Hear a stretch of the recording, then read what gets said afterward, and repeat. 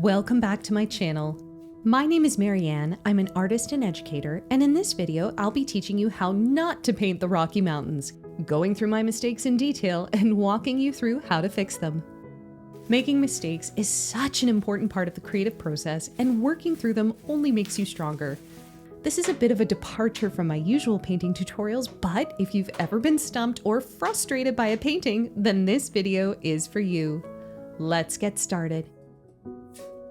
We'll get to the mistakes in a bit, but first I want to show you how to put in a beautiful, smooth sky. We're going to start this painting off by masking off the horizon line with painter's tape. When I'm working on a landscape that has a smooth gradient in the sky, but has a large object in front of it, such as a building or in this case, a mountain range, I like to protect my drawing by adding in some painter's tape, which allows me to work on the sky without worrying about painting over any important information. Now that I've masked off the horizon line, I'm going to take an X-Acto knife and carefully cut out the mountains. The thought of putting a sharp knife this close to the canvas used to make me extremely nervous, but this technique is actually incredibly effective.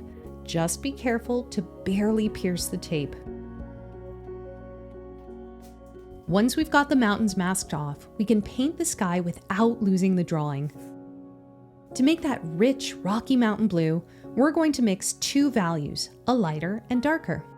A general rule for painting landscapes is that the sky always lightens as it gets closer to the horizon line, which is certainly true here.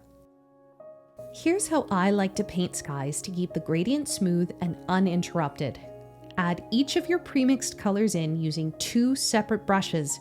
Then, using one of the brushes, draw X's where the two colors meet, crisscrossing your way along. This helps work the two colors into each other before you even start the blend. Then you can begin moving your brush across in long, uninterrupted strokes, keeping the movement horizontal and smooth. Now it's time for mistake number 1, not knowing the dry time of your colors. People always think that oil paints in general take forever to dry, and while that is certainly true for some colors, others actually dry very quickly, including, as it turns out, cobalt and Prussian blue. I rarely use these colors, but they were both in my sky, so imagine my surprise the next day when I went to add in my clouds and the paint was already tacky. I still managed a soft wet into wet blend as I added in the clouds, but I had to be pretty cautious because the sky had already started to dry and settle.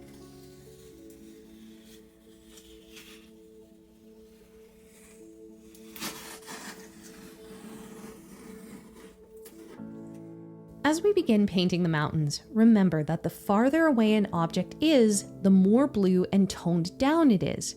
This is especially true here, where these distant peaks are barely any different than the sky.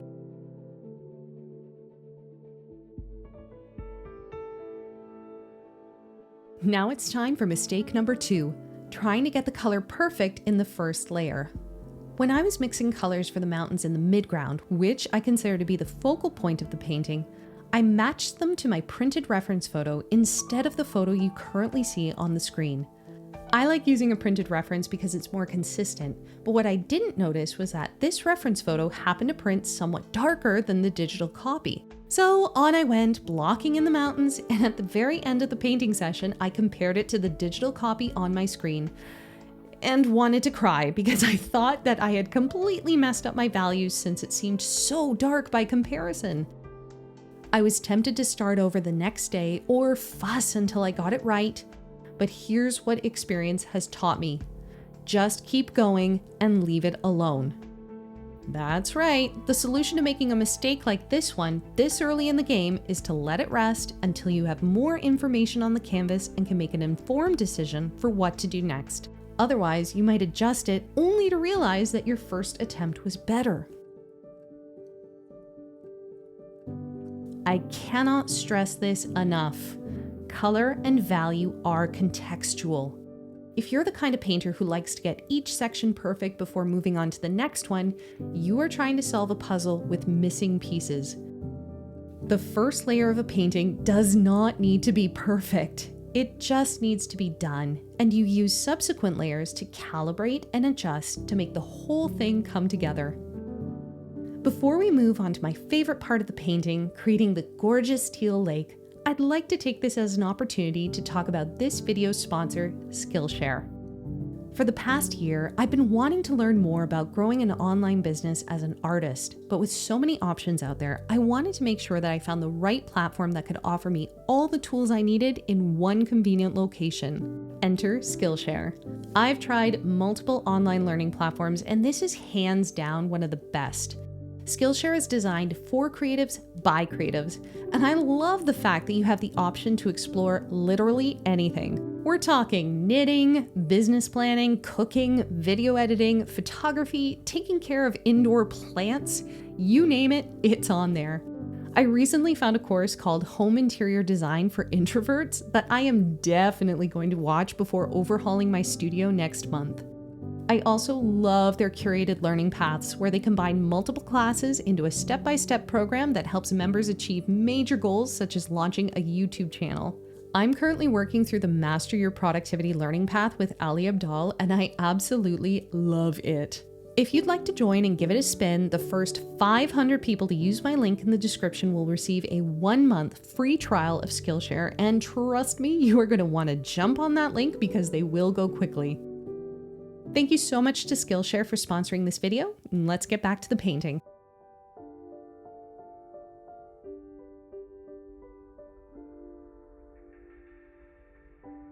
One of my favorite things in the entire world to paint is water, and this Alpine Lake had such a gorgeous teal color that I immediately fell in love with. The trick to making water look real is to blend out all your edges and pay attention to what it's reflecting. For example, part of this lake appears light blue because it's reflecting the sky, but the transition from the lighter blue tone to the green tone is almost invisible.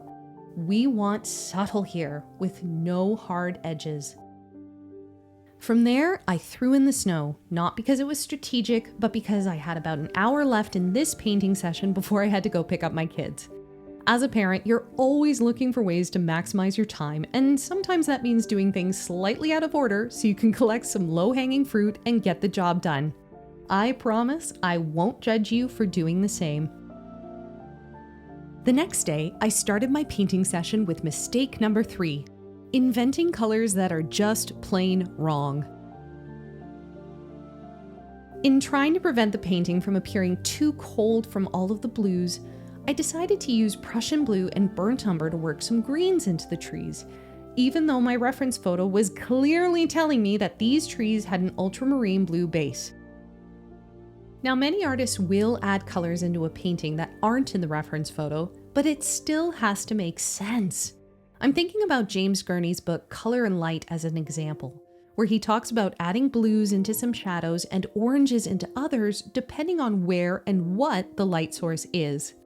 I thought that adding the Prussian blue would make sense since I had already worked it into various other parts of the painting. But after I added the trees in, they looked like they were in the wrong season. So after taking some deep breaths, I decided to do a side-by-side comparison and continue the tree line the next day using only colors that I saw in the reference photo. Which leads me to mistake number 4. The reference isn't always right. Repeat after me. A painting is not a photo. Even though I mixed colors that were pretty darn close to the reference, the new trees came across as monochromatic and boring. So if my third big mistake was inventing the wrong colors, and my fourth big mistake was staying too true to the photograph, then what's the solution? Even though these two errors may seem mutually exclusive, the secret to solving both at the same time is to create or layer colors that are different from the photo, but still make sense within the painting. So in this case, I split the difference. The green trees on the left were wrong on their own, but when they were adjusted with the ultramarine tone on top, the green mellowed and suddenly it made much more sense. Having both layers work together turned out to be a happy accident. For the last remaining blank canvas, I continued to sneak in warmth by increasing the amount of burnt umber in my tones, using burnt umber in my highlights to suggest sun landing on the branches and to counteract all of the blue in the painting with some earthy hues. I love the second layer because this is when the painting comes together. One of the first corrections I wanted to do was lightening the blues on the focal mountain. Throughout the first layer, I had finally decided that I ultimately did want to use the darker printed photo as my reference. However, it still needed to be lightened, but because it's the second layer, it was so much easier because the first layer guided my efforts and made the color appear more luminous. That's really all the second layer is. Tweak, tweak, tweak. I almost made one final mistake, but caught it in the nick of time, so I wanted to share this as a bonus mistake that never was. My almost mistake number 5, misreading colors because they've sunken in. Sometimes when you're painting in oil, your paint colors can sink into the canvas and become dull, especially darker colors or earth tones like burnt umber.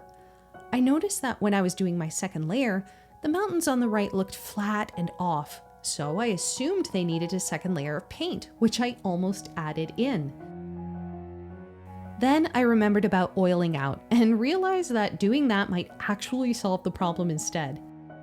Oiling out is where you restore sunken in colors and subsequently the luster in an oil painting, which I did by brushing a homemade mixture of Gamsol and linseed oil over areas that had sunken in before wiping it off with a lint-free cloth. As a result of oiling out, I realized that I wouldn't even need to do a second layer of paint in certain spots, just a light touch-up. The mountain ranges in the back I left entirely because I wanted the orange undertone to shine through the thinner brush strokes and provide some much needed warmth, even if, as the viewer, you don't even know you're looking at it. I also balanced out the trees in the midground, adding in some Prussian blue tones on the right, and added some more depth to the foreground trees through warm and cool tones. Keep adjusting, stepping back, then adjusting again, and let the painting tell you when it's finished. You might be asking, well, how do I know when the painting's finished? Typically, you know that's the case when you realize that the changes you're making are almost inconsequential and it's time to put the brush down. And with that, this 20 by 40 inch painting is complete. Thank you so much for watching, and I hope that this video has inspired you to keep going with your own paintings, even when you make mistakes or get frustrated. You can follow me on Instagram and join my free Facebook group, all linked in the description below. And don't forget to claim your free 1-month trial on Skillshare. Keep making your life beautiful, and I'll see you in the next video.